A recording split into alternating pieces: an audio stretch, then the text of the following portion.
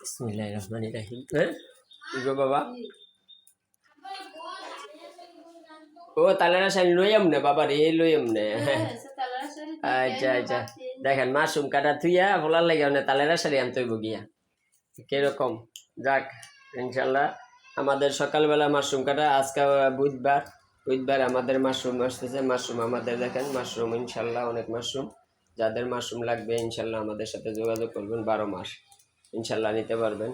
আর আমরা প্রতিদিন পুলিশ বিশ্ব রোড মাল দিই।